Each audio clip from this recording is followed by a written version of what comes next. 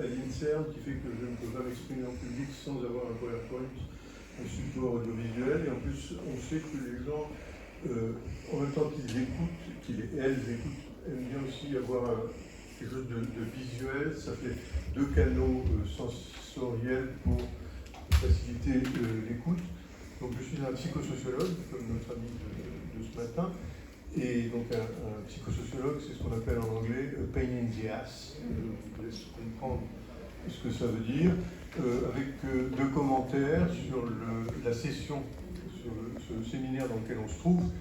Premièrement, je regrette qu'il n'y ait principalement que des mâles, que des vieux mâles à la tribune. L'OMS refuse de participer à des séances où il n'y a que des hommes qui parlent. Et bon, je suis très embêté. Je l'avais dit déjà. Monsieur. Oui, mais nous on aime bien les vieux mâles blancs. Ok, non mais très bien. Et les femmes d'ici, on vit dans un monde où les choses sont en train de changer et quand on est vieux, c'est vrai que quand on est vieux, quand on vieillit, on a du mal à accepter le changement.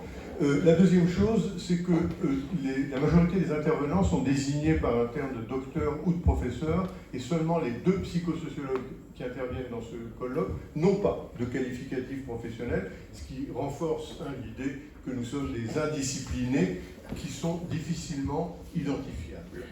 Voilà.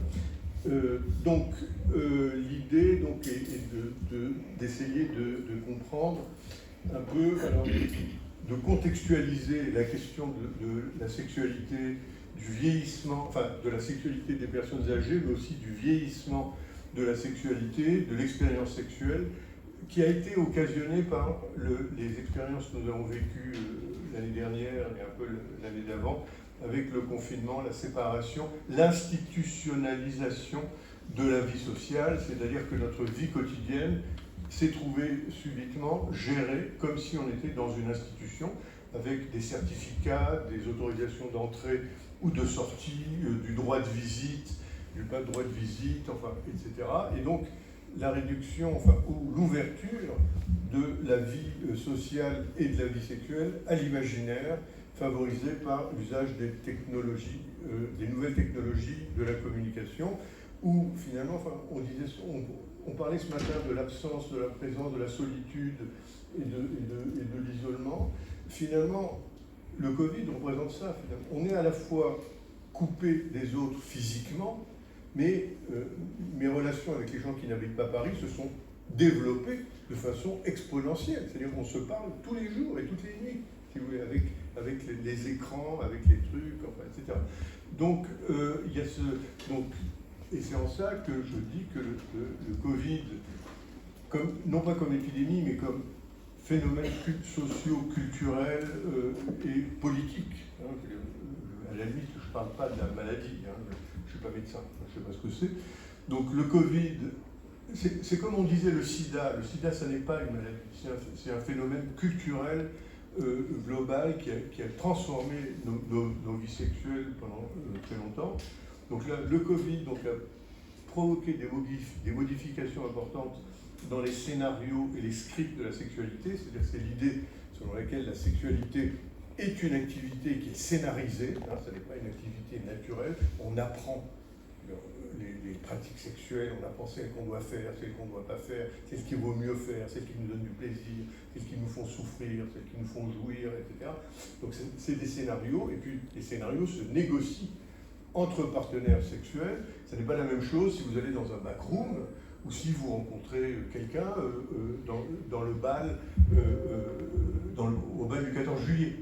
Vous n'allez pas procéder de la même façon dans un club échangiste ou dans un café, si vous voulez, ou à l'église, hein, pour avoir des relations sexuelles, et vous ne ferez pas les mêmes choses non plus.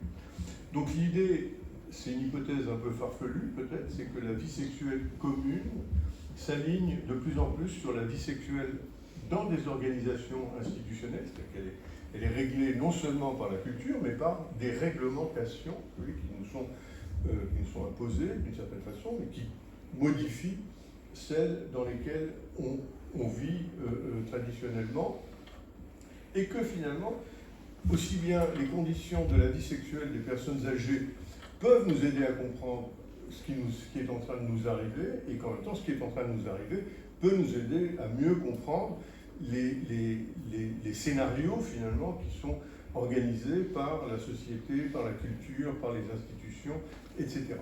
Donc, la communication va se déployer autour des questions de sexualité, quelques définitions, sexualité, santé sexuelle, droits humains, idée générale sur la sexualité. Alors, je collabore à l'Association mondiale pour la santé sexuelle qui a publié des déclarations de droits sexuels, de santé sexuelle et qui travaille sur la justice sexuelle actuellement. Donc il y a toute une idée finalement d'émancipation, on y croit toujours, hein, même si c'est une idée qui a fonctionné au XIXe siècle, mais on croit toujours à la possibilité de l'émancipation. On peut dire qu'on n'est pas encore émancipé, on peut dire que le Messie n'est pas encore arrivé et qu'on travaille à l'arrivée du Messie, d'une certaine façon.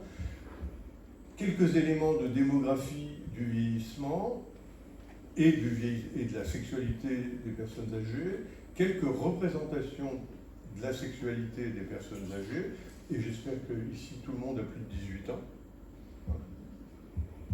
S'il y a quelqu'un qui a moins de 18 ans, je lui demanderai de sortir, parce que j'ai pas envie d'aller en prison. Bien, monsieur, sortez. Les règles institutionnelles et finalement ces nouveaux scénarios de la sexualité autour du Covid. Comment ça va ?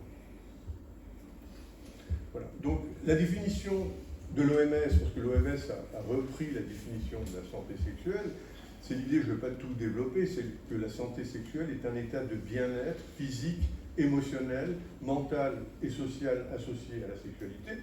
Je suis persuadé que personne d'entre vous ici n'a vécu cet état-là, hein, qui est un état proche, c'est un état presque mystique, hein, je veux dire, cet état de bien-être total sur tous les points de vue, mais ça reste quand même un idéal, et c'est surtout l'idée d'avoir une approche positive de la sexualité, de ne plus considérer comme au XIXe siècle que la sexualité était la mère de toutes les maladies, mais qu'au contraire, la santé sexuelle et une vie sexuelle satisfaisante est un élément de la santé.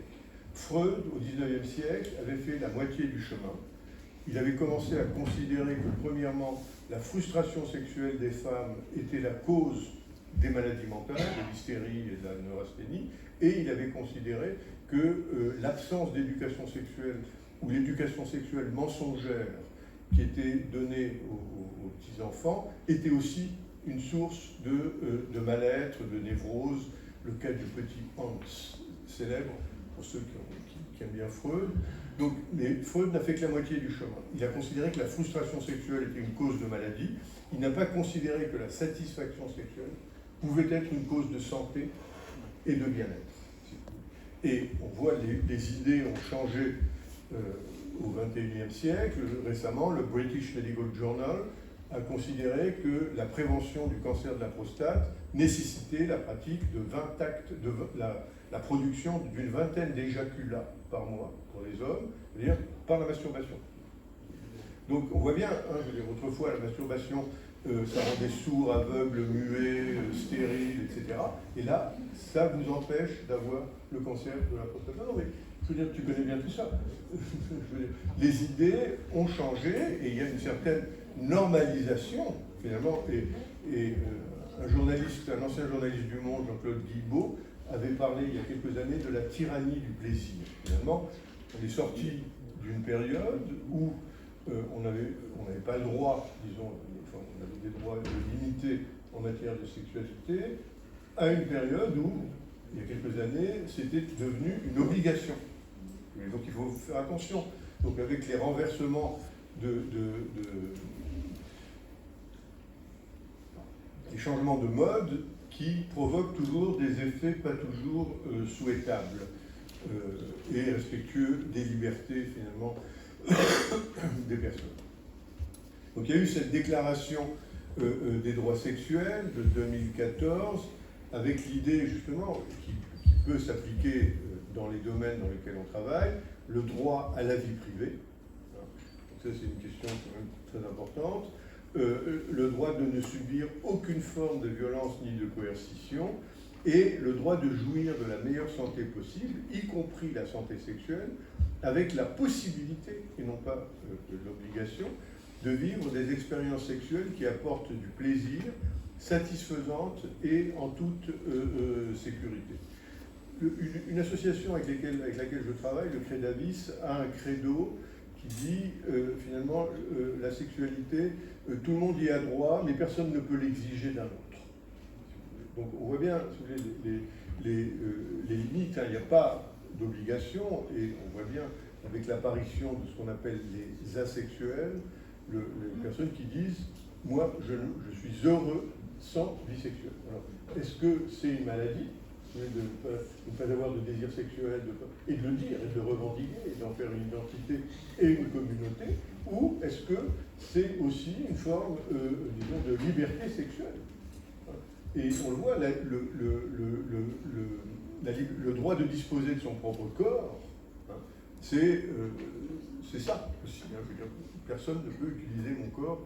Contrairement à ce que disait le regretté Guillaume Kangem dans les années 70, mon corps appartient à tous ceux qui veulent en jouir.